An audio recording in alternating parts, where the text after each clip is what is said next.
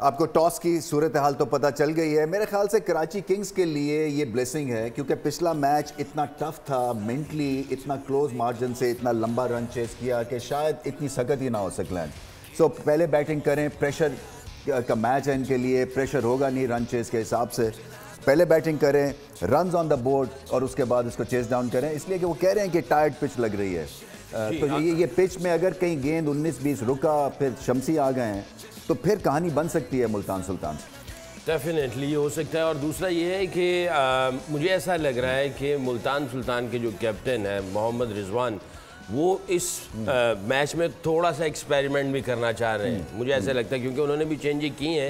उन्होंने जो चेंजिंग की है, हालांकि विनिंग जो कॉम्बिनेशन था उसको उन्होंने तोड़ा है, और दूसरों को चांस देना चाह रहे हैं कि थोड़ा सा वो एक्सपेरिमेंटल सॉर्ट ऑफ माइंडसेट से जा रहे हैं। और कराची किंग जो है वो आ रहे हैं ज़रा थोड़ा सा जीतने के माइंडसेट से। तो दोनों माइंडसेट काफ़ी डिफरेंट है। रमीश भाई, यहाँ पे जैसे हालात अच्छे ना चल रहे हो आपके ना, तो लीडर उधर लीडरशिप का कितना अहम रोल होता है? एक सवाल जो है मैं ये बिल्कुल अच्छा सवाल है सिकलान। देखें, जो इस वक्त लीडरशिप जो चाहिए है ना, वो इनको जी अप करना है, इनको गेम में रखना है। आप ना ज़्यादा ओवर क्रिटिकल हो सकते हैं, ना ज़्यादा इनको फिलॉसफी झाड़ सकते हैं, क्योंकि कैपेसिटी जो है ना, वो एक तरह से थ्रेशोल्ड उसका बिल्कुल कम से कम होता जाता है हार हार के। सो आपको क्लैरिटी देनी है, रोल्स डिफाइन करने हैं, आपको ये बताना है कि हमारा गोल है जीतने का, जीतेंगे हम सब इकट्ठे रहेंगे। क्योंकि जो वर्स्ट चीज़ होती है, और आप खेले हैं क्रिकेट ऐसे माहौल में जहाँ पे तोड़ फोड़ होती है जब जीतते हैं और हारते हैं। सो हारने से तोड़ फोड़ होती है अंदर इंडिविजुअल के और टीम एनवायरनमेंट में। सो ये कराची किंग्स को नहीं करना है।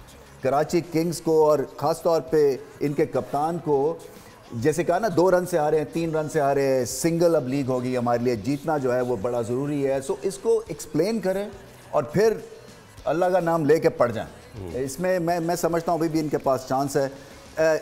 स्पिन डिपार्टमेंट जो है सकलैन, वो कह रहे हैं टाइट पिच है, आपको लगता है कि वही डिसाइड करेगी ये मैच?